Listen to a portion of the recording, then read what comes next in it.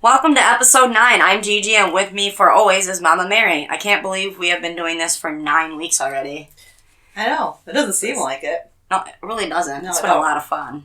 So thank you all so much for listening. We really appreciate it. And this time we wanted to do something a little different because we are getting busier with the investigation part of it. So this week we are going to kind of hit back on the urban legends a little bit. Make it more like a campfire where you can turn this episode on by the fire, whatever, listen to it. Well, get a bonfire, take your kids out there, tell them a story, scare the crap out of them. Don't forget the s'mores. That's what we're calling this, is s'mores stories. Right. So make it fun. Wanted to get into a storytelling mode so you can play the podcast while sitting by the fireside. We hope you enjoy. Before we get started, though, I wanted to do some shout-outs to start. That way we don't keep going like we do at the end of all of them. So, first one is Mark Horman of California. Thank you for listening and sending in your ideas. You are awesome, and thanks for the support. You remember seeing that one? About the California one with the... That was a cool picture. Was it the old hotel or something there? Well, yeah, because when I zoomed in on it, you can see a figure in the upper window, second to left. It was pretty cool. You could see it clear as day. I just thought it was cool as heck that someone from California was like, hey... You guys ever come out? I'm like, well, I love California. It's because we're badasses. I know. Nice ones, though. Yes. Also, a shout out to our listeners in Canada. We got a lot in Canada. That is so awesome. Our neighbors to the north. That is cool. I know. United Kingdom, New South Wales, Australia, Sweden, Ireland, New Zealand, and Finland. You are all rock stars, and thank you so much for listening. Keep listening. That's the key.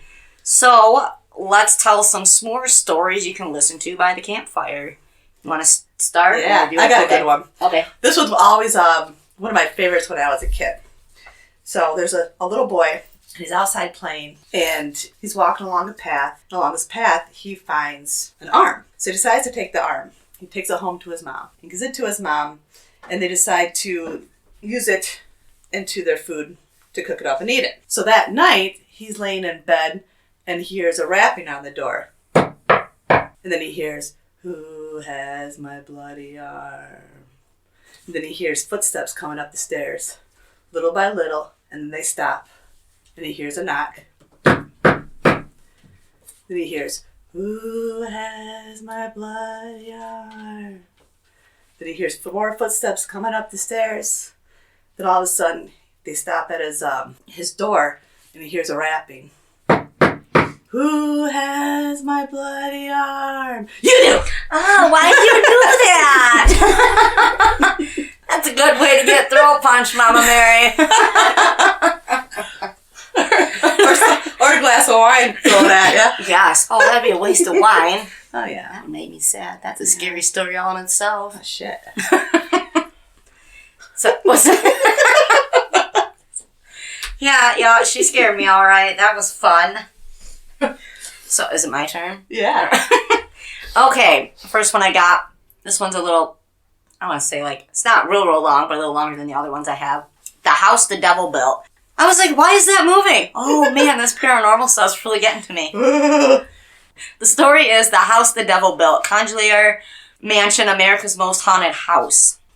When you think of the most haunted house in America, you probably jump right to the sinister-looking Colonial in Amityville, my favorite. Mm-hmm.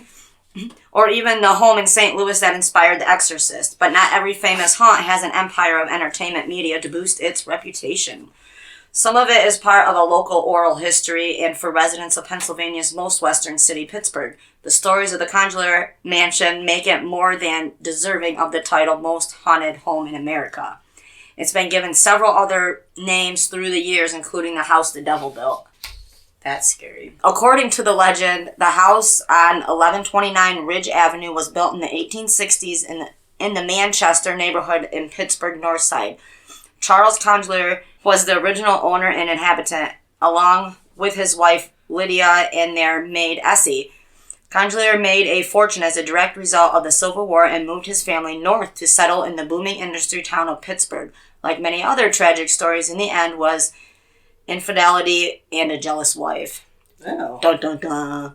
Lydia, after discovering her husband and Essie were having an affair, in a rage, took several knives from the kitchen and slaughtered her unfaithful husband and his partner. She was found by a neighbor several days later, calmly sitting in a chair with the severed head of her maid in her lap. All right. Awesome. That's why you can't cheat. Well, that's what's gonna happen. That's like batshit crazy right there. No, I'd like to see that in a movie. Now there's another one, I believe, that went with that same house. After the grisly murders, the house was dormant for quite some time until a railroad company purchased it in 1892, planning to convert it into housing for their staff. After several workers complained of strange noises and unexplained happenings in the house, the railroad abandoned it and put it up for sale, where it remained on the market for several years until 1900, when Adolf Brunricher, a German-born doctor, purchased the house. Brunricher was described by the neighbors as a recluse who did not often partake in socializing and spent much of his time in the house by himself. But on the night of August 12, 1901, neighbors reported the sounds of a woman screaming and strange lights in the home. The police were called and were appalled to find the body of the decapitated woman and the doctor nowhere to be found. What comes next is straight out of the American Horror Story, as they discovered a laboratory in the basement where several more body parts and, more horrifyingly, a severed head that Dr. Brunricher had used in his ghoulish experiments to keep victims of decapitation alive after the fact. Ugh. The doctor was never seen again, though almost 30 years later, some believe he emerged from hiding in New York, drunk and claiming to have conducted strange experiments in Pittsburgh. Police do not put much weight on the man's claimed identity and eventually released him from prison, deeming him harmless and never to appear in history again. Wow. I know, right? Thanks to its dark history, which only seemed to grow with each new tenant, the house developed a reputation as a home for wayward spirits. According to some accounts, Thomas Edison himself was one of the many who visited the house to investigate the notorious paranormal phenomenon. Along with Julia Murray, a psychic medium of the time, they claimed to encounter a malevolent spirit with the power to harm the living and the ability to travel beyond the confines of the house. That's scary. It is scary. Very true, though. It could happen, definitely. Ugh.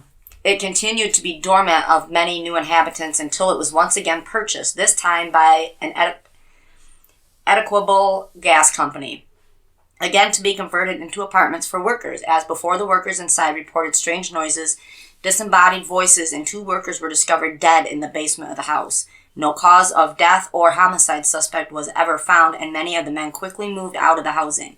The company continued to maintain a presence in the area, but in November 1927, a massive gas explosion resulted in a spectacular damage to the surrounding area, leaving 27 dead and over 500 people injured. The house itself was totally destroyed in the blast, leaving only a crater in the earth where once the house had stood. The site, however, isn't free of its dark past. Just because the house was gone, several locals continue to report strange occurrences happening in and around the former location of the house, leading some to suggest the explosion was caused by the devil in an attempt to reclaim the dark and mysterious house for himself. The story of the Congelar Mansion has captured the imaginations and the horror of American citizens for over a century, but like Amityville, how much of it is real? We do know a family named Congelar lived at the exact address on Ridge Avenue, and in 1927, Mary Congelar was killed during a gas explosion when shattered glasses from the house windows severed an artery in her leg. The house was then demolished sometime after her death, and a highway was later built over the homestead. As for the evil German doctor, no record of him exists according to historian Troy Taylor, but the legend continues to haunt locals as they share their experiences and stories of the strange mansion. Perhaps it's just so happens the origins of the legends have some horrifying grounding in fact, but it's something we may never truly know. Pittsburgh is home to a slew of haunted histories, from the hallowed halls to the University of Pittsburgh Cathedral of Learning to the world-famous Halloween attraction Scare House, rumored to be really haunted. The Congeler Mansion is just one of the many tales of haunting intertwined in the industrial history of America's steel town. And whether you choose to believe the gruesome tale or not, some parts are rooted in fact. So that begs the question, where there's smoke, is there fire? Or is it simply a case of collective imaginations of the people of Pittsburgh run wild for local scares and fun? We may never know. Mm-hmm. Probably a little bit of both. I say, yeah, they gotta come from somewhere. Yeah, everything starts I like somewhere. the scarier version. Regardless, somebody was killed there. Well, And yeah. there was an explosion. Mm-hmm. So that's... I like the story... That's a good story. I like it. I like the first story that started that story of the house. With the woman and having a head. I thought that was because fun. I could see her, like, I could almost, like, picture her, like, in a white dress with, like, long brown hair, the hair covering her face, holding the head. I'm just feeling so complete that she accomplished something. Yeah. She got something done for the day. Exactly. And she was able to get the dishes done and the cleaning. Yeah. Yeah. Yeah. So your turn? All right. This one is called Tombstone Terror. And it's about two paranormal investigators who go to cemeteries. Oh boy! Yay! Let's read this one. Yeah. So, we won't be scared the next time we go to one. Yeah. So Alan and Matt, they were ghost hunters, and they would visit old cemeteries to see if they could stir up a spirit from an old tombstone. They set up their recorder on a particularly large and ornate headstone and prepared to start their investigation. They didn't want to shine their flashlights onto the stone to see the name engraved there because trespassing in the cemetery at night is illegal. They had crawled over the fence at the rear of the cemetery to avoid the caretaker. Matt flipped on a button of the recorder and said aloud, "We would like to speak to whoever lies beneath the stone." In response, all they heard was a scratching noise that seemed to come from behind the tombstone. So then with a calm voice, Alan said, "Please tell us your name." And again, the only response was a scratching noise. So Matt said, "We only wish to speak with you. Please show yourself." And suddenly, both young men felt the air turn cold, and a tall, dark shadow rose from behind the tombstone. The shadow moved to engulf them. Alan and Matt had many encounters with spirits and were not afraid.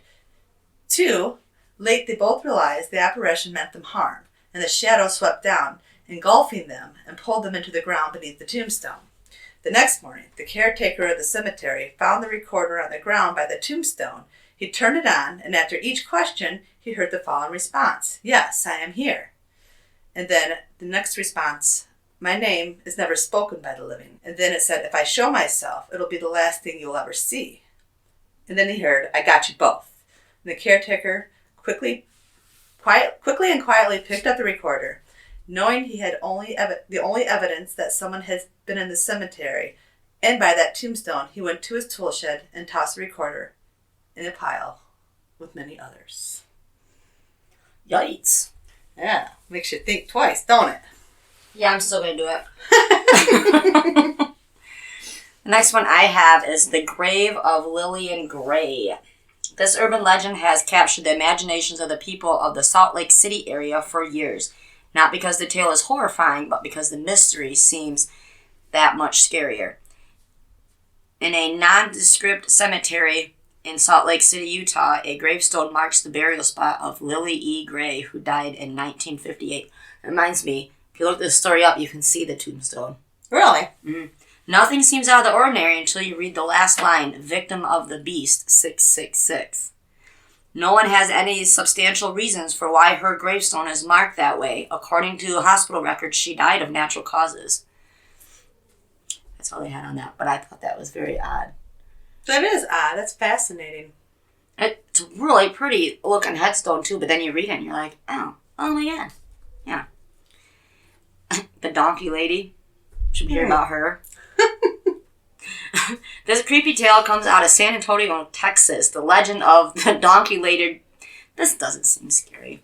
The legend of the donkey lady goes that a local woman who suffered from severe burns that left her face horribly disfigured and her fingers fused together to create the look of stumps for her hands. Supposedly, she ostracized herself as a result of her appearance and grew hostile to anyone who approached her. It's said she haunts the nearby woods, in particular the bridge over Elm Creek, and is often the cause of motorcycle accidents in the area when unsuspecting cyclists notice her horrifying appearance in their rearview mirror. Oh. So she's sort of like the modern day boo hag. Yeah, boo hag. Yes. Yes. Yeah, another one? Yeah, I do. Oh, sweet. Are you ready? Yeah, and go. Okay, so this one is called A Grave Problem. Two young girls, Maddie and Sue, were best friends who spent a great deal of time together. Maddie was spending the night at Sue's house when they decided to tell ghost stories. That's the first thing. Well, Maddie told a story that she had heard from her older brother about how if you stabbed a knife into a grave, the person buried there will reach out, grab you, and pull you into the grave. Well, Sue, she didn't believe the story. And Maddie agreed that a little far-fetched, but she said that she was afraid to try even if it was just a story. So Sue claims I'm not afraid. I'd try it. So Maddie called Sue out on her bluff, and she dared her to go to the cemetery down the road and prove that she wasn't afraid. Both girls went to the kitchen downstairs, where they found a flashlight and a knife. Maddie decided her dare was silly and begged Sue not to go. But Sue wanted to prove the story was a hoax and that she wasn't afraid. So off she went into the dark. Maddie sat in the kitchen at the table, waiting for her friend. 15 minutes passed, then 20. Then finally, after 30 minutes, Maddie ran to her parents' room, woke them up, and told them what had happened. She cried in her mother's arms as her father grabbed the flashlight and headed towards the cemetery. When he returned, he was pale and shaken. In a solemn voice, he told Maddie and her mother what he had found. There, on a grave, was Sue, dead, with completely white hair. The police were called, and after listening to Maddie's explanation of why Sue was in the graveyard, the investigation determined that death was accidental. When she stabbed the knife into the grave, it went through the hem of her nightgown. Thinking she had grabbed the person buried there, she died of fright. There's an interesting story. That's horrible.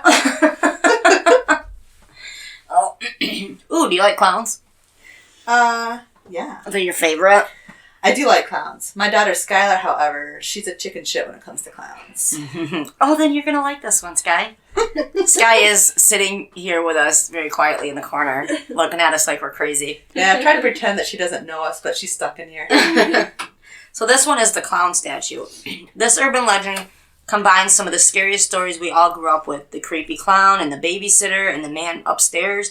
The story goes that a young babysitter is fulfilling her duties at a local home when she calls the parents and asks if she can switch the rooms she's staying in for the night because the life-size clown statue is giving her the creeps. I want to know why they have a life-size clown statue. Yeah. The father tells her to take the kids and get out of the house immediately. Oh, this just got good. I just got chills. The father tells her to take the kids and get out of the house immediately before explaining that they don't own a clown statue. In some variations of the story, after the police arrive and apprehended the clown in question, they learn he is a homeless man who sneaks into houses and pretends to be a statue to avoid getting caught, surviving off the family's food and shelter. In other far darker versions of the legend, when the police arrive, they find the babysitter and the children butchered and the latest victim of an escapade mental patient roaming the area. Escapade? Come on, Sarah. Escaped mental patient. I'm butchering these stories. Ooh, that is creepy. That got good. Yeah, that is kind of creepy. Ooh. We don't have a clown. It's like that, what is it, the story of the liquor, where the little girl's afraid of, the closet, and so she has her dog that always comes and lays beside her bed. I think we told this one before, where so she lays her hand down and the liquor. The dog.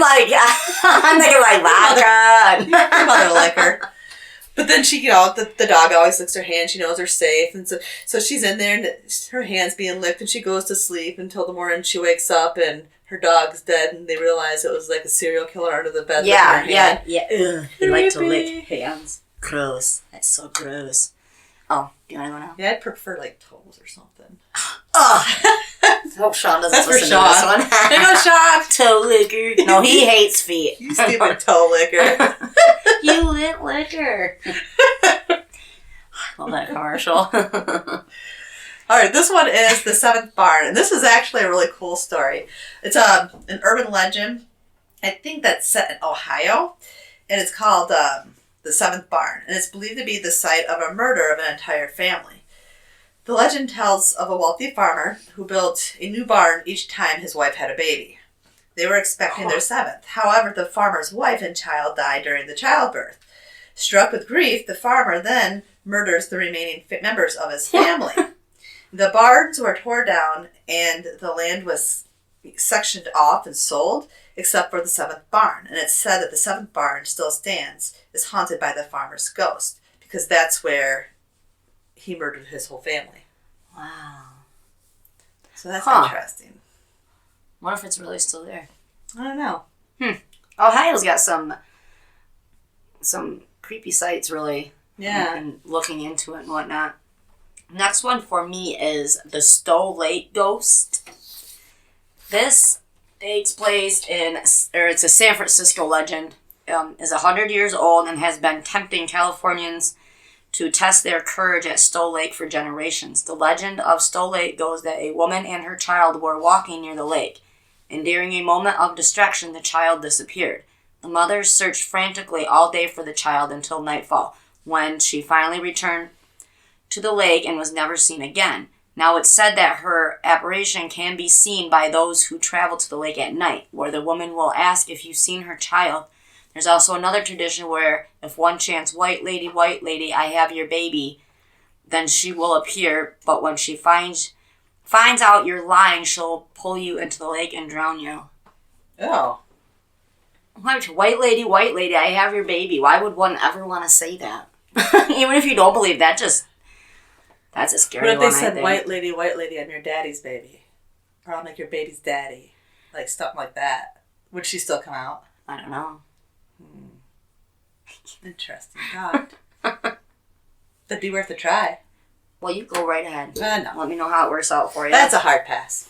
That's a hard pass. Okay, so this one's called The Ribbon. A man marries the woman he loves, a beautiful young woman who always wears black, and then a black velvet ribbon right around her neck. On their wedding night, he asks her why that she never takes it off. And then she says, "If I do, you'll be sorry," she says, and goes to sleep. Night after night, he keeps asking, but she always gives him the same reply. He begins to go mad with curiosity. Finally, one night, while she's sleeping, he steals the scissors from her sewing box and cuts through the ribbon. The black ribbon falls away, and her head rolls off her neck and falls to the floor with a big thud. Dun, dun, dun. I like saying that. Dun, dun, dun. That was just to add to it. That dumb shit. He should have just listened to her. She still had her head. Men don't listen. And now they're probably divorced. Yeah, or probably. now he just has to carry her head everywhere. Oh. That dipshit. Okay, moving on. This one is called Patterson Road. The infamous stretch of road in Texas runs between Highway 6 and Eldridge. Like many haunted roads, a bridge is involved. That's true. This story comes from the time of the Civil War, and according to believers, if you go to the Langham Creek Bridge located on the road and park with the car lights off, you will hear strange sounds and see the misty apparition of Civil War soldiers marching to war. Ooh. It'd be creepy. Oh, I kind of like that. As long as they weren't going to harm me, I'd be alright. That's right. That was a little one, but... That's alright. Here's another little one called the Keyhole. I could go so many places with that right now. I know but I'm just going to read the story. Stay focused. Focus. A man is staying in a hotel for the weekend, and on his way to his room, he notices a closed door with no number on it. When he asks about it, he is told that no one's allowed in that room. Curious, just like the man in the other story, they just can't just not be curious. They just get themselves in trouble. Mm-hmm. He stops to peer into the keyhole the next night and sees a normal hotel room with a very pale woman lying in bed. He goes on his way, but the next night, he's just too curious and looks through the keyhole again. What a peeping Tom. I'm a little creepy. Jeez. And this time, all he can see is red. Just red. And he goes to ask the woman at the front desk about the room again, and she finally tells him the truth. A woman was murdered in that room years ago, an albino woman with white skin and red eyes. So when he was looking through the keyhole, she was looking back. Oh, that's kind of creepy. That'd be a good movie. Yeah. Okay, my next one is, which I've heard of this this legend, Portal to Hell and Bobby Mackey's Music World. Okay. You heard? No. I've seen it around. The music hall in Kentucky is so haunted that a sign hanging above... We could still go to Kentucky. The music hall in Kentucky is so haunted that a sign hanging above the entrance acts as a waiver, warning patrons that the establishment is not responsible for any harm that may come to them from ghostly activities. But a terrifying urban legend sits at the heart of this ghostly music hall. Before it was a music hall, the building served as a slaughterhouse in the mid-19th century. Sitting in the hall today are the remnants of this literal bloody history in the form of a sealed-up well in the basement. It's even claimed to be still stained with blood. The legend goes on to say that the well was a gathering place for Satanists who used it in the ritual execution of a pregnant woman who was beheaded and her head placed in the well as a sacrifice to the dark entities. Occultists. So, yeah. I read that word all the time, but when I go to say it out loud, my tongue doesn't go with my brain. That's my excuse for every time. There is some truth to the legend here. In 1896, 22-year-old Pearl Bryan's body was found decapitated on the property. Pregnant at the time of her death, her boyfriend Scott Jackson and his friend Orlando Walling had attempted to conduct an abortion of their own. After Pearl died, they removed her head with the hopes of throwing the police off the scent, but both men were caught and later executed for their crime. Today, visitors to the music club say the sealed well is a portal to hell. Some even claim to hear the sound of a deep growling coming from the depths of the well. I want to go there. That's kind of creepy too. Yeah. It makes me think of that movie, The Ring, where like that creepy little girl climbs out of the well. Yeah. Oh. That's kind of scary. Yes. And stuff. I know I've heard more about that, like growing up or whatever, this particular story, but I would like to visit it. Not ever by myself, but no. Maybe take our equipment. I'm too chicken. Yeah. By myself. I'm too chicken to go pee by myself. I think I'm not chicken until I go to do something. And like, until you get there? Yeah, and then I'm like, oh no. And go, and I can't move because you're on my foot. And yeah, it was a fun time. I don't know how none of us got hurt, but... Alright. Oh, the coffin. Yeah. Oh. Alright, so, on one dark night, a young man is walking home in a dark and deserted street. As he passes the gates of a small cemetery, he felt like he was being followed. Suddenly, he heard a bump behind him, and afraid to look back, he increased his pace. Bump, bump, bump. The bumping behind him continued, getting closer and louder. Finally, unable to ignore the bump any longer, he turned around, terror-stricken, and saw a coffin standing on end, bumping down the road. Bump, bump, bump, bump. And he started running for his life, but the coffin only kept on coming, increasing its pace to match his. Bump, bump, bump. As the man became tired from running, the coffin began to get closer. The man grabbed a large metal trash can, and as he ran by, and he threw it at the coffin. Unfazed, the coffin kept coming, getting closer and closer. And he finally arrived at home. As he ran into his yard, he noticed the axe resting against the side of the house, next to the woodpile. He grabbed it up and hurled it at the coffin, but it just simply bounced off. The coffin followed the man up to the porch and crashed down the front door. The man had closed and locked. I'm sorry, I can't read this without laughing because it sounds so silly. Okay, focus. All right. So the coffin followed the man up into the porch and crashed down the front door the man had closed and locked behind him. He ran upstairs and grabbed his shotgun from where it hung on the wall, firing at the coffin as it came through the doorway. Still, the now the coffin's partially shattered, it still continues towards him. In desperation, the man ran into the bathroom, closed the door, and backed up as far as he could. He knew the coffin would simply break down the door. However, the man did not intend to give up. Grabbing a bottle of cough syrup, he hurled it at the coffin. The bottle shattered, covering the coffin with cough syrup. And the coffin stopped coughing.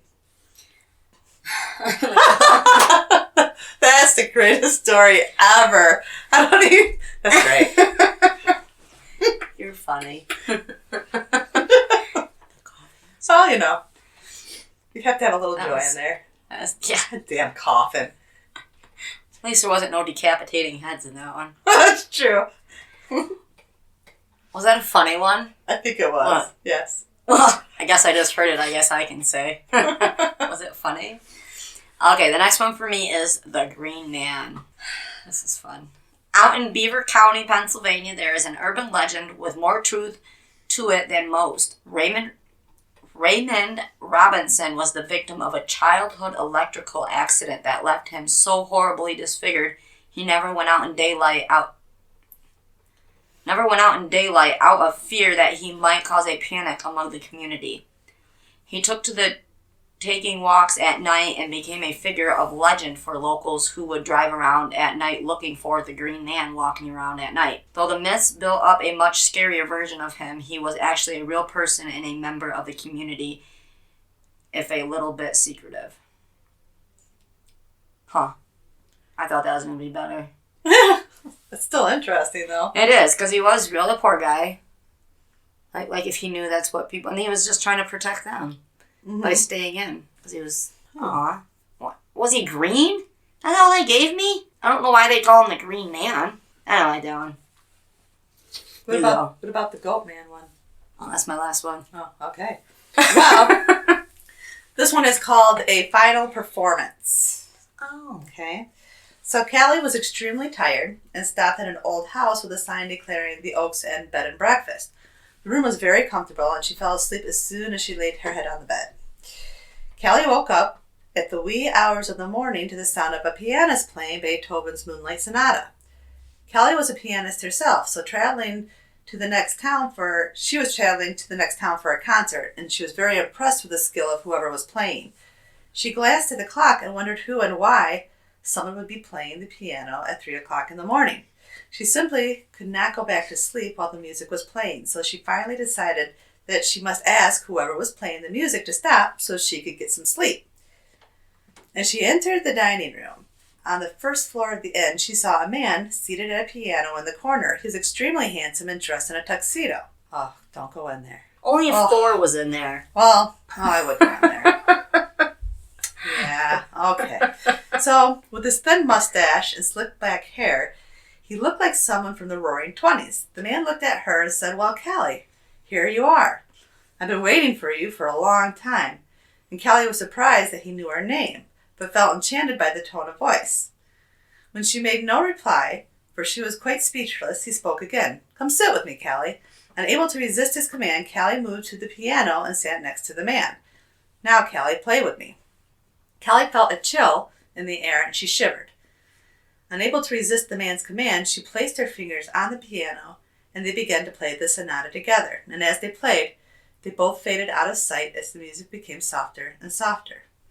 At the last moment, before completely disappearing, Callie realized that she had just played her last performance. You're not allowed to tell stories no more. Well, I'm just kidding. If Thor is in there, I know it would have probably had a very different ending. I'm just putting it out there. Yeah. Just saying.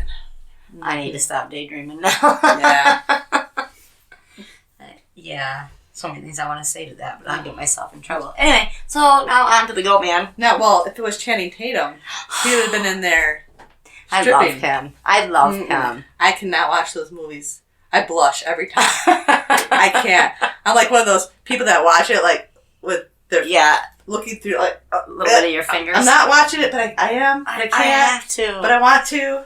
You have to watch so them. naughty. Okay, the Goat Man.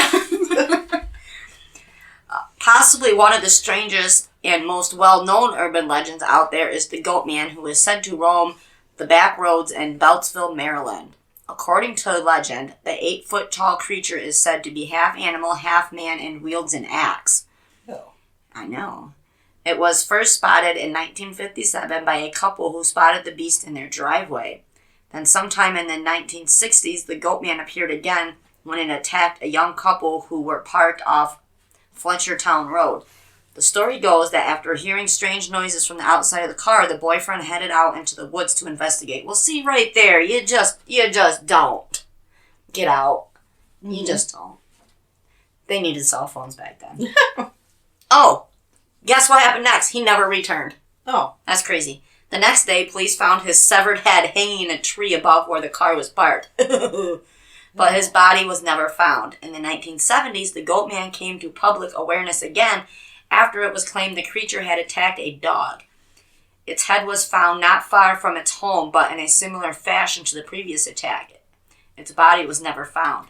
Theories range of what the creature could be, but the most popular seems to be that he was a former scientist of Beltsville who took an experiment too far and mutated into a creature known as Goatman.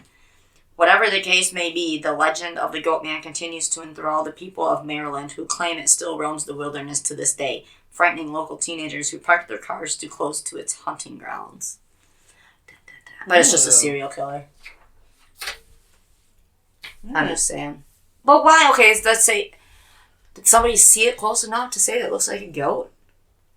Yeah. Why does it gotta be a goat man? Why can't it be like a horse man or a bird man? What about a sheep man? Oh, a sheep man. Oh, sheep. Yeah. All right. Oh, Lover's Lane. Yep, so this is for all those people that want to go, parking in the spot. Go back roading to Lover's Lane, because this story is all about do not visit Lover's Lane. A young couple went to the movies and stopped at the local Lover's Lane for some kissing. Okay, we all know that guy is not there for just kissing. Let's be real. They're Put it necking. out there. Back then, it's necking. Well, you want some kind of necking, but I don't think it's that. He wants to see something necking. Oh, naked. Oh, boy. So, just as he reaches his arms around his girlfriend, a new bulletin warns of an escaped murderer who has just a hook for the right hand, and he has just escaped from the mental facility for the criminally insane. Oh. So, the boy, he thinks it's going to be funny to tease his girlfriend to scare her. He begins to tell her that he is sure that they're in a place that the escapee might choose to hide.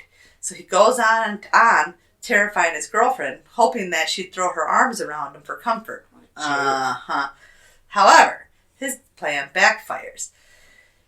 His girlfriend insists that they leave right away. Reluctantly, the boy drives his girlfriend home, and when she gets out, she begins yelling, and she faints. And the young man jumps out and runs around the car, and there, on her door handle, is a bloody hook. Dun, dun, dun. Dun, dun, dun. That's been done in movies. I know. See, I'd like to twist that. Right where it says, it didn't work, the plan didn't work out the way he wanted. All of a sudden, she pulls out a shotgun and kicks open the door and, just kills the killer. Just kills the killer. And then grabs him and just gives him a big kiss. And then throws him back in the car and says, "Take me home." Next time we do this, if there's going to be a next time, we could do our own versions of these stories. And make it fun. That would be fun to do. Mm-hmm.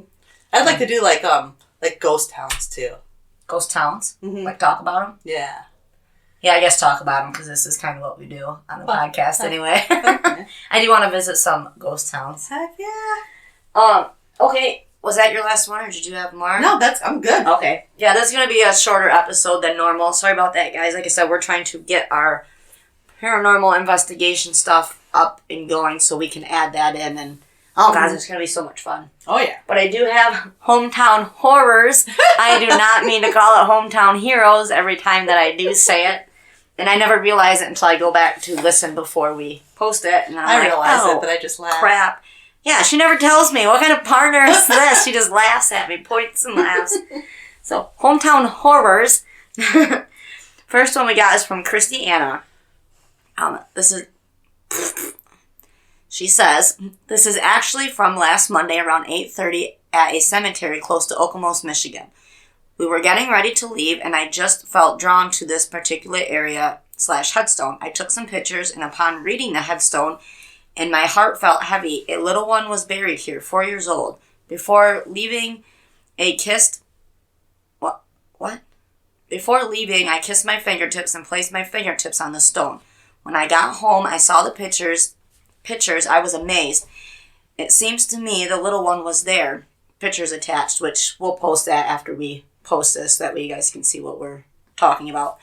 We, my sister and I, decided to relax up against a tree, observe the silence, and take in the serenity. Within about a minute, there was a spigot about 6 feet from us that started trickling water, and a pungent smell came across us. I was much more calm than my sister, though we both felt very unwanted at that moment. So I explained that we meant no harm, and we appreciated them allowing us to be there. The pungent smell went away from me, but stayed with my sister. Shortly after is when I felt drawn to the stone in this picture. As we were leaving, she could still smell the pungent, rotting smell, but I couldn't. However, we both felt a heaviness in our chest. It went away within about 30 seconds of leaving the cemetery. I was able to do some research on the little one. I found his parents' Facebook pages, and he would be 18 to 19 years old.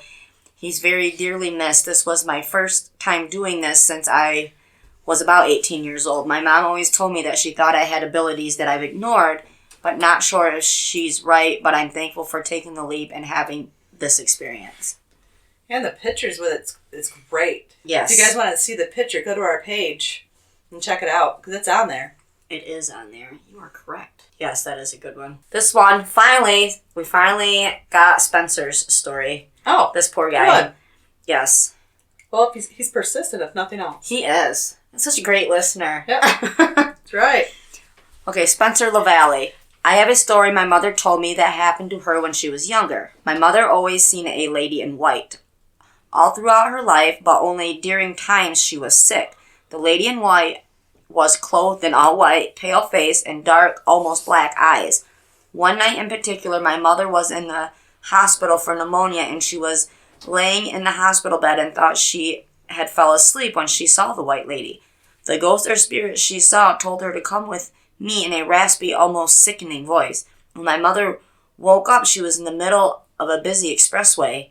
My aunt thankfully rescued my mom from getting hit by a car. My mother recalled the same spirit on numerous times throughout her life, always during sickness or pregnancy. My sister has also encountered her and did once when I was a child. Just thinking about the white lady sends chills down my spine. I would like to research that to see if there's other stories like that, to see what it could be. Right. He also put, we don't know what she is or why she exists, but whenever she is seen, she brings nothing but negativity to us. Sickness, death in the family, the list goes on. A white lady. Yeah, we should research that. That is fascinating. A lot of stories you hear, it's a lady in white. I'll say, not like all of them, but there's a big majority. Well, I have a story. This is like the opposite spectrum. The house we used to live in Vermontville, it was on a sharp curve. Mm-hmm. And there's always accidents there. Oh, yeah. They'd go around it too fast. It's just a given. And I remember I was maybe like 10, maybe 11.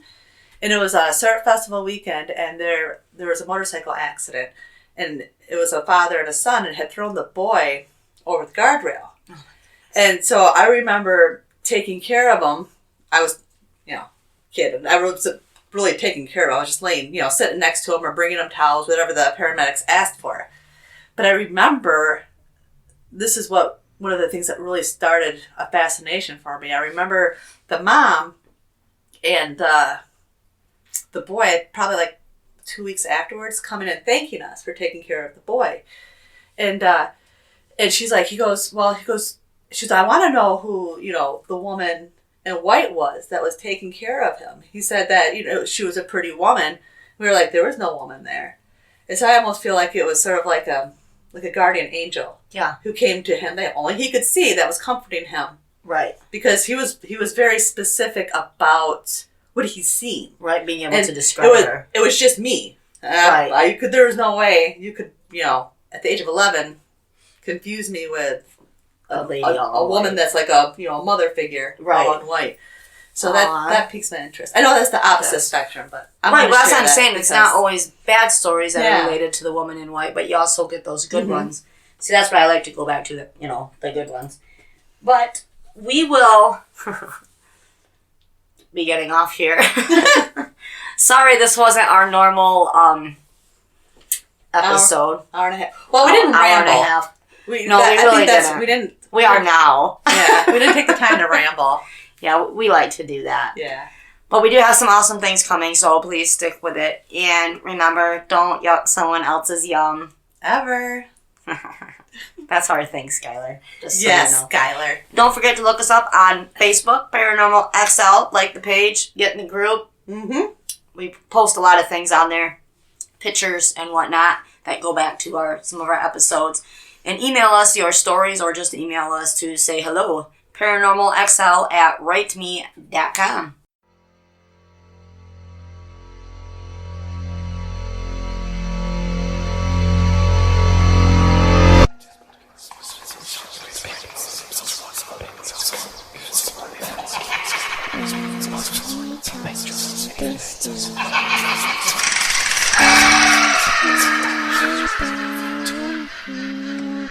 Bye.